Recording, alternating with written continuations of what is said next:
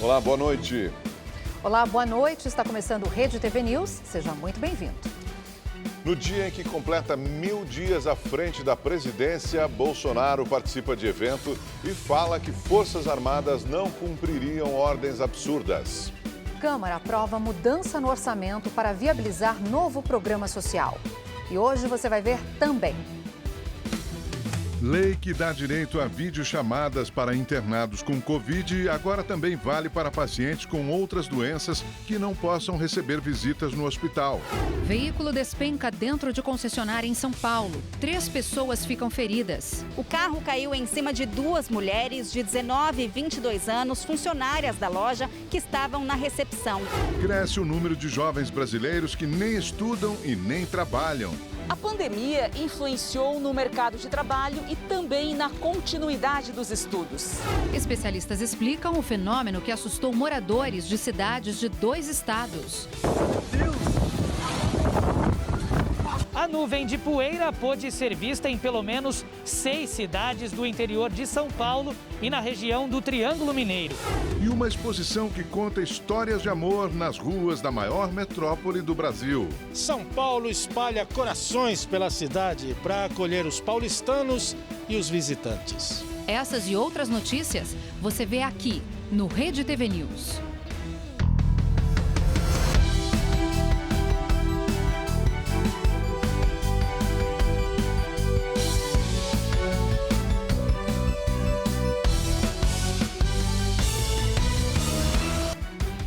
O Ministério das Comunicações inaugurou hoje a primeira estação de televisão digital pelo programa Digitaliza Brasil. O projeto é uma iniciativa do governo federal para acelerar a conversão da transmissão analógica para a digital. A primeira estação de TV digital, realizada em parceria com o governo federal por meio do Digitaliza Brasil, ocorreu hoje no município de Tenente Ananias, no Rio Grande do Norte. O ministro das Comunicações, que estava em Pau dos Ferros, uma cidade vizinha, falou sobre a importância dessa iniciativa. A gente vai instalar a primeira antena, primeira torre do Digitaliza Brasil. Hoje uma torre de celular, ela cabe um canal. Essa é a primeira torre compartilhada. Em Tenente Ananias, até ontem, as pessoas só assistiam a um canal. A partir de hoje, que já está funcionando, não é, prefeito? Já podem assistir a 8 canais. São 850 milhões de reais e todos os municípios que aderirem, eles vão receber gratuitamente a TV digital, a torre de TV, a estação de TV e a capacidade de até 8 canais. O objetivo do governo é levar o sinal digital para mais de 1.600 municípios do Brasil que ainda realizam transmissões apenas por sinal analógico. Segundo o Ministério das Comunicações, todo esse processo deve ficar pronto em 2023. Para a Associação Brasileira de Rádio e Televisão, essa digitalização vai trazer mais opções de conteúdo para os moradores desses municípios. A maioria desses municípios possuem entre 1 e 2 sinais de televisão analógico. Por meio do programa Digitaliza Brasil, esses municípios poderão receber até 8 sinais de televisão digital, levando mais entretenimento e cultura para essa população e, o mais importante, inteiramente gratuito. Esta semana, a pasta abriu um novo edital do programa para cidades do estado de Minas Gerais. Os municípios poderão solicitar a adesão até o dia 11 de novembro. Amanhã, Fábio Faria ainda continuará no Rio Grande do Norte. Em Mossoró, o ministro participa da inauguração de uma conexão de banda larga via satélite pelo programa Wi-Fi Brasil. O presidente Jair Bolsonaro vai participar, mas de forma remota, por meio de uma videochamada.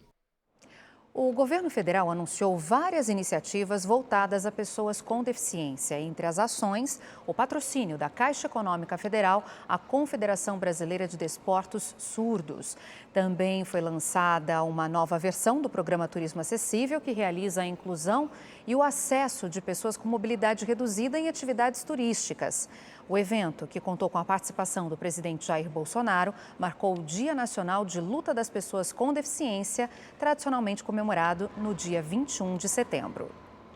O Ministério da Saúde lançou a campanha nacional de incentivo à doação de órgãos e tecidos. A ação tem o objetivo de estimular potenciais doadores a avisarem suas famílias ou pessoas próximas sobre a vontade de ser um doador após a morte. Só neste ano, 61% de pessoas que faleceram foram doadores e ajudaram a salvar vidas. O Brasil é referência mundial em doação de órgãos e tecidos. Nos últimos 20 anos, o Sistema Único de Saúde já realizou mais de 412 mil transplantes.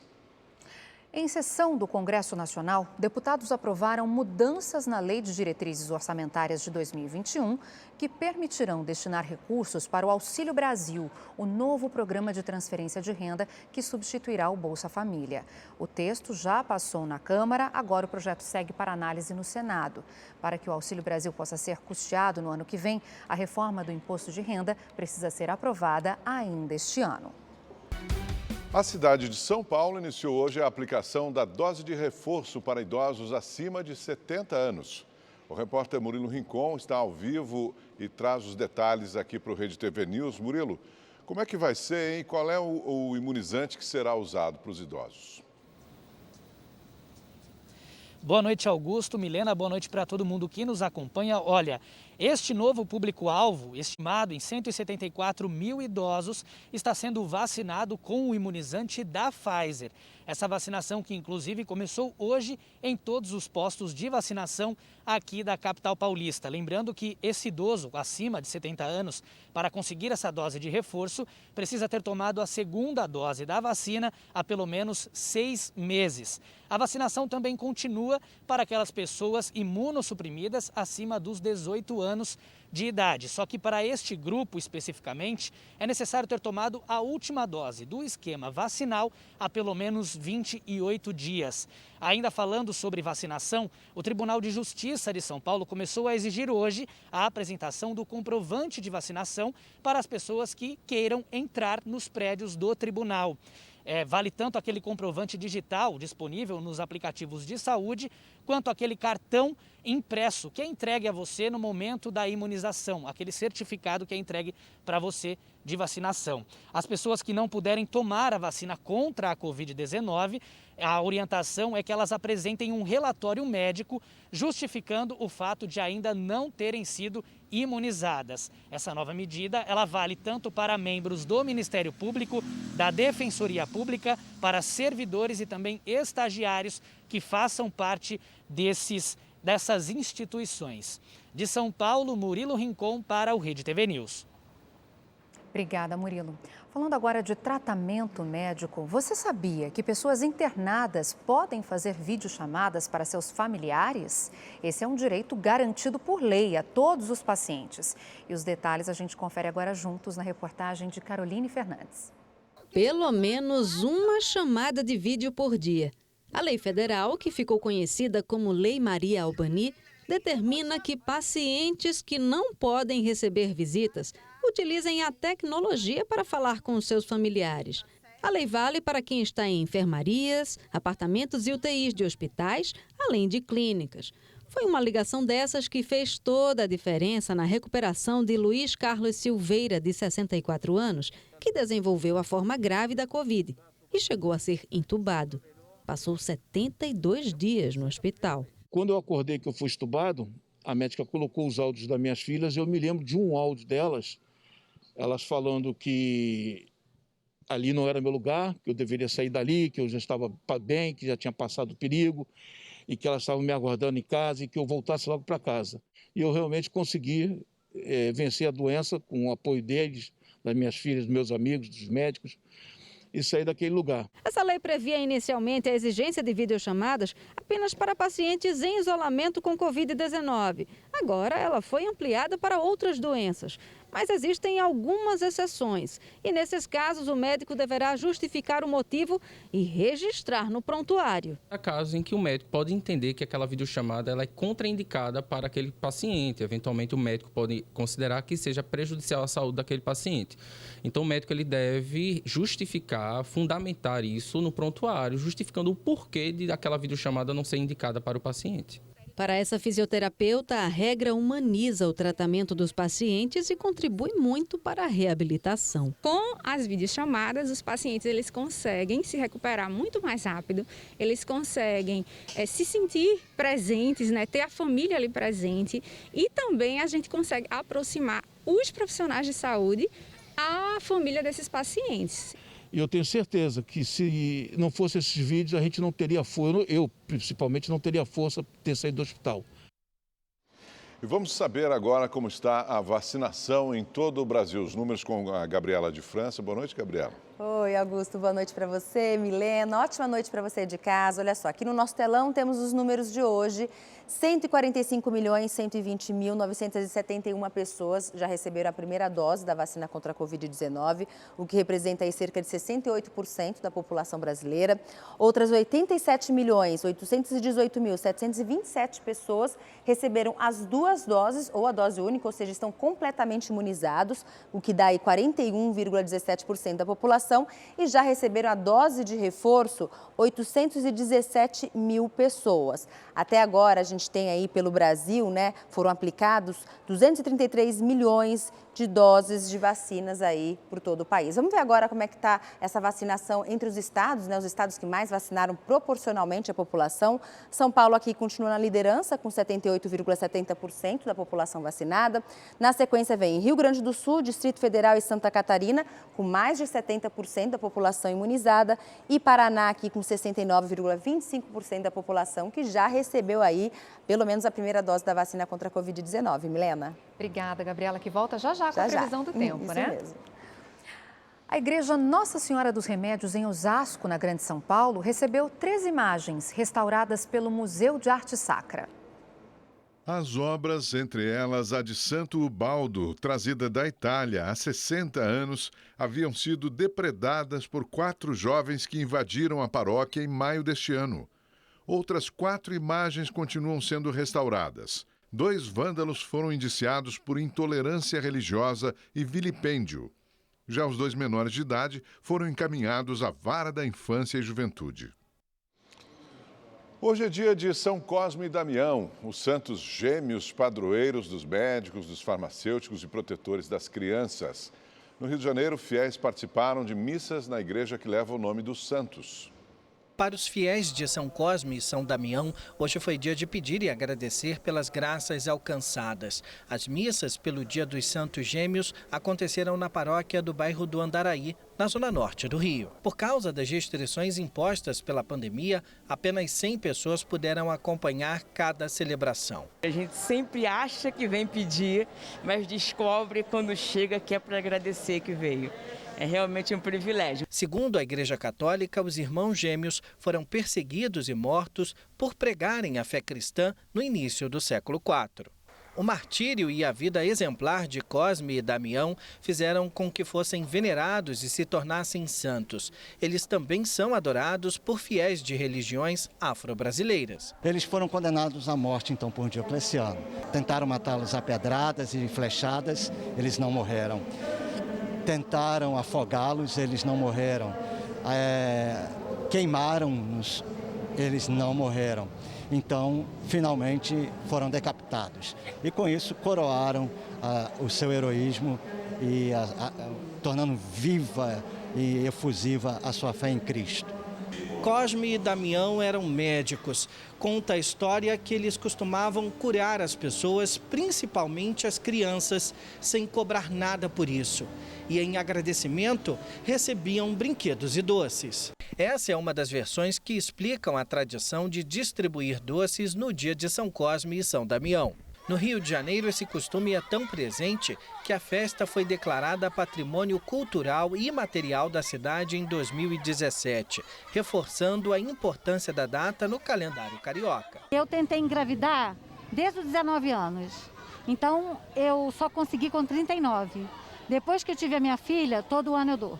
Na família da Girla e da Juliana, a tradição é passada de geração em geração.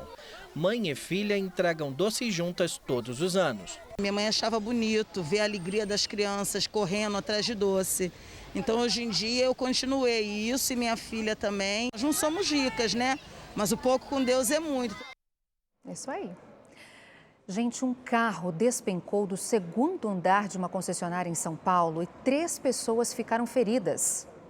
O acidente aconteceu por volta das 9 da manhã nessa concessionária da região central da cidade. O veículo estava no segundo andar, onde havia apenas um parapeito de vidro como proteção. O carro caiu em cima de 2 mulheres de 19 e 22 anos, funcionárias da loja, que estavam na recepção. A mais jovem ficou gravemente ferida e precisou ser socorrida pelo helicóptero da Polícia Militar.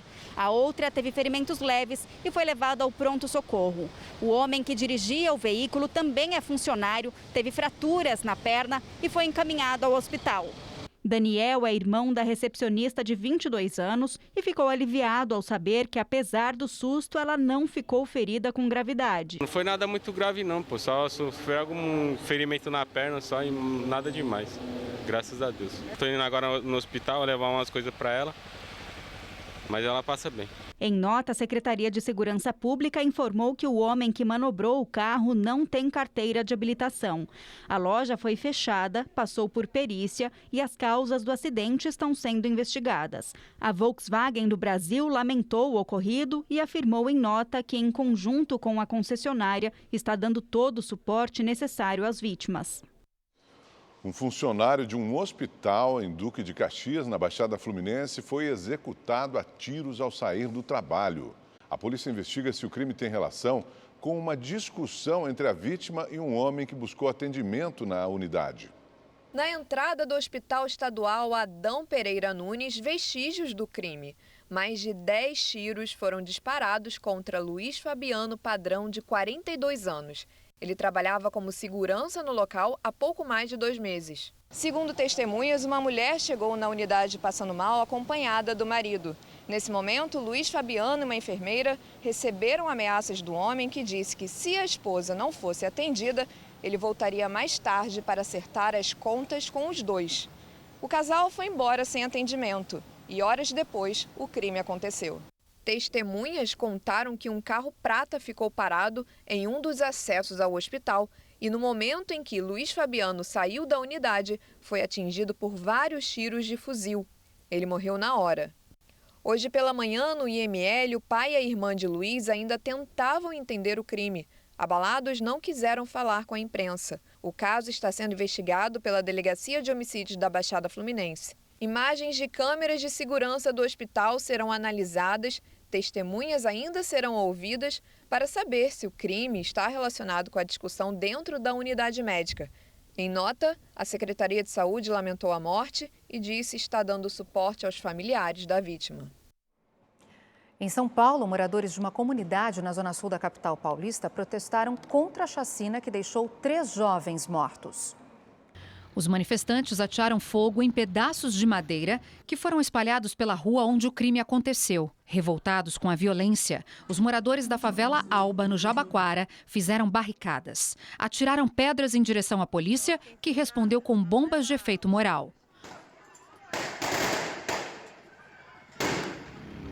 Os policiais precisaram desviar o trânsito. Os PMs também removeram os entulhos do meio da rua. O crime aconteceu no último sábado. 3 rapazes com idades de 16, 17 e 25 anos foram mortos a tiros por um homem em uma moto. Nada foi roubado das vítimas. Elas foram socorridas, mas não resistiram. Até o momento, o atirador não foi identificado. Essa é a segunda chacina esse ano na capital paulista. A primeira foi em janeiro, em Itapecerica da Serra, também com 3 mortos. Situação tensa na América do Norte. 39 funcionários da Vale estão presos desde ontem em uma mina em Sudbury, em Ontário, no Canadá. Eles estavam trabalhando no subsolo quando um acidente tirou o meio de transporte do interior da mina do eixo. A Vale informou que o resgate dos empregados da mina Totem já começou e que todos estão seguros e em contato com a mineradora. Eles serão retirados por uma saída secundária. Neste domingo, moradores de cidades do interior de São Paulo e do Triângulo Mineiro acompanharam um fenômeno da natureza pouco comum, uma tempestade de areia. A nuvem foi muito intensa. O céu chegou a escurecer com a enorme quantidade de poeira no ar. As imagens são assustadoras.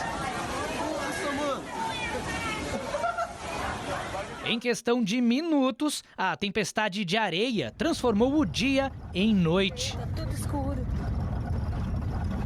Muito doido, que loucura. Tudo escuro, são 5h30 da tarde.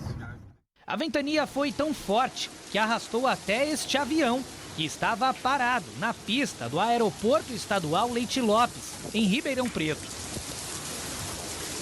Essas imagens foram gravadas no município de Frutal, em Minas Gerais. Um motociclista filmou o céu, que ficou vermelho por causa da poeira que invadiu a cidade. Segundo os meteorologistas, isso acontece por causa da poeira acumulada no solo, após um período de longa estiagem. A chegada do vento, de quase 100 km por hora, levantou essa poeira, causando um fenômeno chamado de frente de rajada. O levantamento da poeira foi o impacto, do ar frio que saiu de dentro da nuvem, no sentido vertical, de cima para baixo. E ele então impactou o solo. No solo, ele levantou essa nuvem de poeira, e de areia acumulada. É claro que daí tem tudo, aí fuligem, O técnico ainda ressalta que, independentemente do tipo de tempestade, as regras para se proteger são as mesmas. Se estiver na rua, procure um abrigo. Nem sempre é possível, mas se for possível, procure um lugar, um shopping, alguma residência mais forte, assim, com uma edificação mais forte, para que ela não sofra esse tipo de problema. E essa secura extrema no Triângulo Mineiro foi destaque da previsão do tempo, feita por Gabriela de França aqui, vários dias seguidos na semana passada, né, Gabriela? Agora, como é que fica a previsão do tempo para os próximos dias dessa semana? Olha, depois dessa tempestade de areia, de poeira, veio a chuva, em várias cidades. E no sul de Minas Gerais, os moradores foram surpreendidos pelo temporal de granizo, como a gente vê aqui nas imagens. Olha só, o tamanho das pedras de gelo. Em pouco tempo de chuva, tudo ficou assim, olha, branquinho. Olha só essa estrada. Até parecia neve, só que essa chuva de granizo, aí, por causa do tamanho das pedras de gelo, acabou provocando aí estragos também para os agricultores. Bom, para amanhã eu já começo com alerta de temporal lá no sul do Brasil, aqui no Rio Grande do Sul e Santa Catarina, chuva forte, com vendaval, chuva volumosa e também com trovoadas.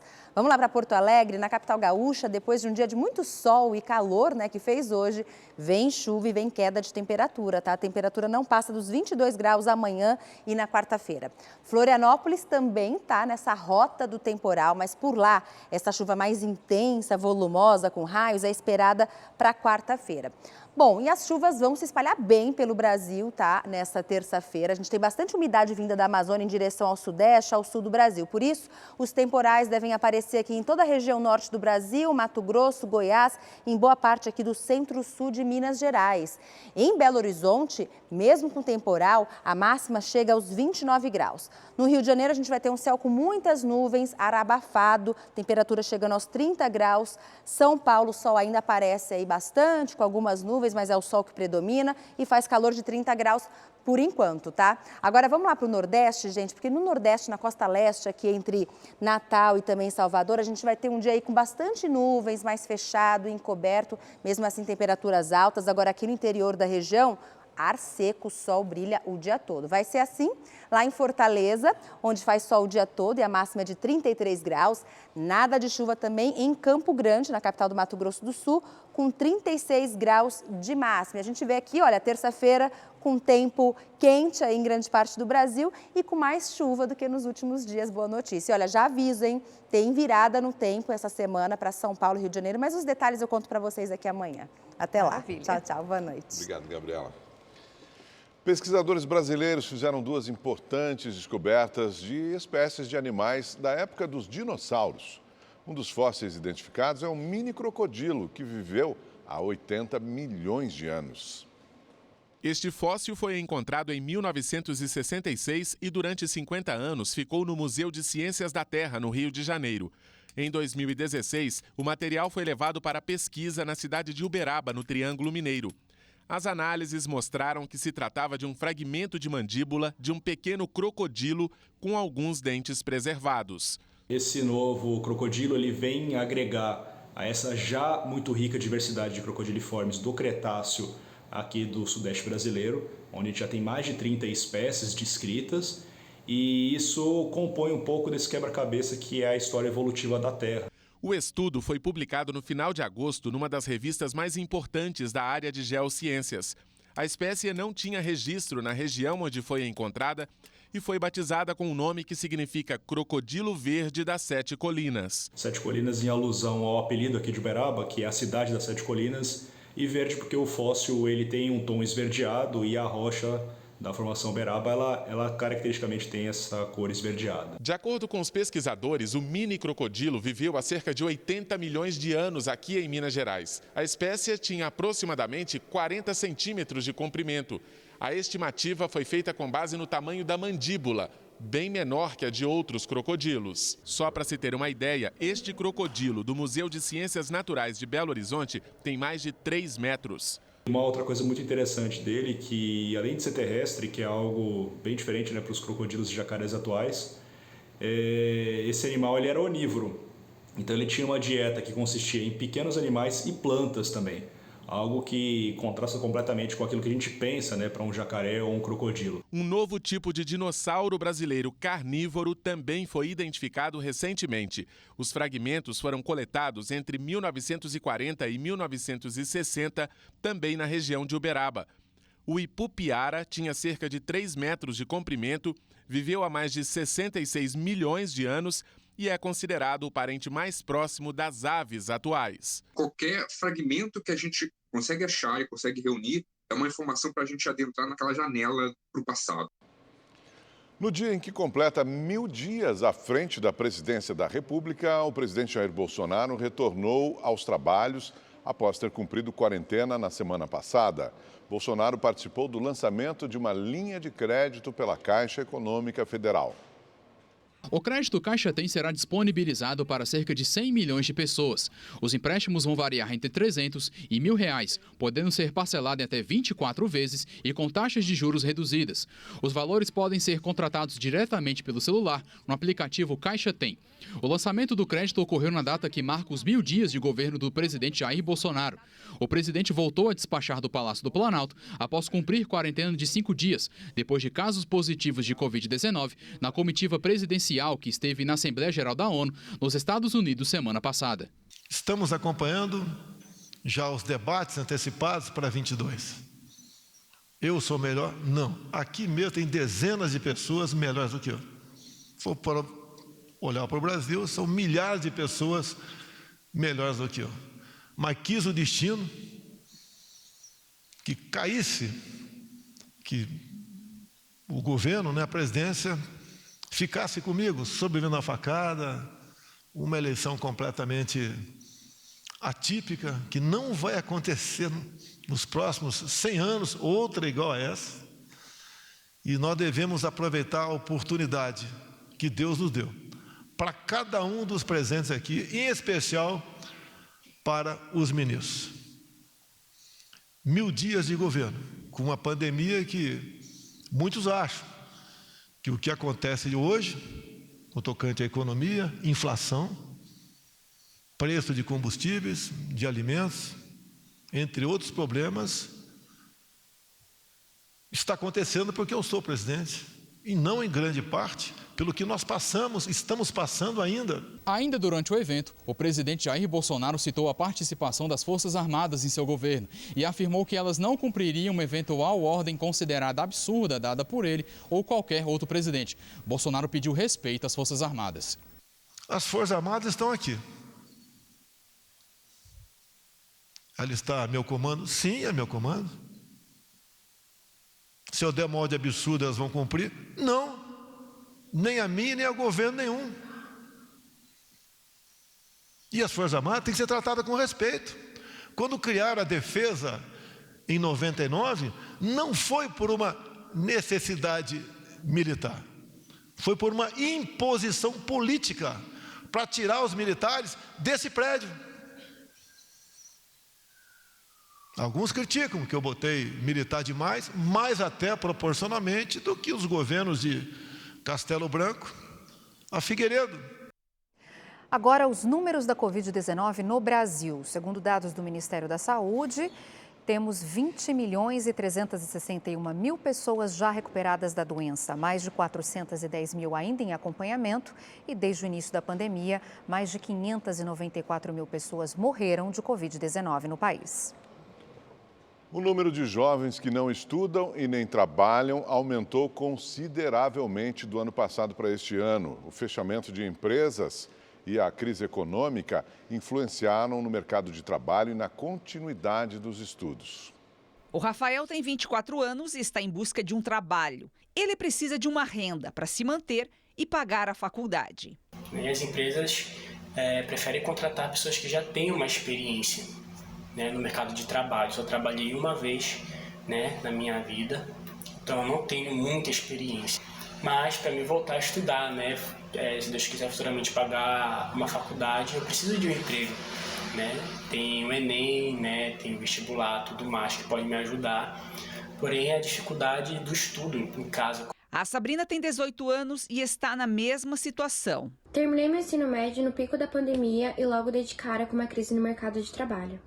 Além disso, tive que deixar de lado um dos meus maiores sonhos, que era cursar o ensino superior. Já que estamos enfrentando uma crise e na pandemia tudo está muito difícil. Os efeitos da pandemia atingiram especialmente essa geração conhecida como neném, que não trabalha nem estuda. O índice saltou de 10% em 2020 para 16% neste ano, segundo dados do Atlas da Juventude, lançado pelo IPEA em junho. Entre os jovens consultados que estão sem trabalho, 60% não tiveram qualquer atividade remunerada neste período. Os 40% restantes tiveram alguma renda informal. 20% fizeram trabalhos pontuais sem carteira assinada. 10% trabalharam por conta própria e os outros 10% tinham contrato de estágio ou aprendiz. A pandemia foi um agravante, mas a dificuldade para o jovem ingressar no mercado não é de hoje. Eles não sabem exatamente como eles conseguem ingressar no mercado de trabalho, como que eles podem fazer esse ingresso no mercado de trabalho, né? Diante das dúvidas, é preciso um trabalho individual para descobrir aptidões. Depois de trabalharmos a nossa mentalidade, a gente realmente se preparar para o mercado de trabalho, né? Então, saber fazer realmente um bom currículo, saber procurar essas oportunidades, aonde se candidatar, saber trabalhar o nosso networking e, por fim, né, o nosso posicionamento. A gente precisa chegar, né, numa etapa de entrevista e saber demonstrar todo esse processo que a gente construiu, né, para chegar numa etapa final, muitas vezes, né, que exige aí uma desenvoltura, né, exige um posicionamento muito mais assertivo até, né, do que as demais etapas. São Paulo tem corações espalhados pelas ruas. As esculturas, cada uma conta uma história de amor. Não tem como escapar. Quem circula por São Paulo acaba se deparando com um dos 70 corações espalhados pela cidade. Eles fazem parte de um movimento artístico que tem o ousado objetivo de inspirar as pessoas a refletir e falar mais de sentimentos que provocam o bem-estar. Cada coração ele conta uma história de amor, de superação, e isso é muito interessante, né? Acho que a parte mais interessante do projeto é que o artista ele tem que interpretar a história para colocar no coração. Agora, com a obra bem no meio da avenida, fica a pergunta: o que a artista queria com este coração? Se a pessoa está ali passando do lado, naquele momento corrido do dia, e se ela pudesse dar uma olhadinha e pensar um pouco em alguma coisa leve, ver uma coisa diferente que faz o dia dela, nem que seja por um segundo, um pouquinho melhor, eu já vou estar contente com isso. Camila é ilustradora de livros e aceitou o desafio. Entrou no projeto e hoje, pela primeira vez, viu o coração que ela fez exposto bem no meio da Avenida Paulista. Uma obra inspirada num exemplo. A minha história que inspirou foi a da Fernanda, que ela ensina balé para pessoas que não enxergam. E é uma história sobre aprender a enxergar com os olhos do coração. Maria Aparecida passou o dia registrando os corações que dão mais vida à avenida mais famosa da cidade. Para ela, o que significa isso? Muito amor. Amor pela cidade, pelas pessoas. A gente está precisando disso, né? A esquina da Ipiranga com a Avenida São João não ficou de fora. As ruas da área nobre de São Paulo também foram contempladas. São 70 corações em São Paulo. Eu fiquei sabendo. Você acha que São Paulo precisa de tanto coração assim? Precisa, está precisando de muito amor, não só São Paulo, o mundo inteiro. A Oscar Freire é uma espécie de referência para quem quer comprar roupas. Aqui também tem uma obra de arte e com a mensagem: arte que inspira o amor e amor que inspira a arte. Quer dizer, um coração com a mensagem dessas nunca sai de moda, né? Elza foi surpreendida, chegou para trabalhar e encontrou um coração na frente da loja dela. Para mim foi um privilégio, né? Tá na frente da minha loja. Você acha que o coração está sempre na moda? Eu sempre acho que o coração tá na moda, sim. Eu acho que, assim, amor tá na moda, né? E é uma época que a gente precisa de muito amor. E amor nunca é demais. Isso aí, por coincidência, sou embaixadora dessa exposição e vem mais corações por aí chegando na capital paulista em outubro. Agora vamos falar da saúde do Rei Pelé, que continua internado em São Paulo após a retirada de um tumor no cólon. No entanto, a cada dia mais animado, hoje a filha Kelly Nascimento postou nas redes sociais que o pai pintou os cabelos para ficar mais bonito. E quem aparece ao lado do rei na foto é o enfermeiro Henrique, um dos responsáveis por cuidar da saúde do Pelé durante a noite. O Rede TV News de hoje fica por aqui. Boa noite para você. Boa noite, até amanhã.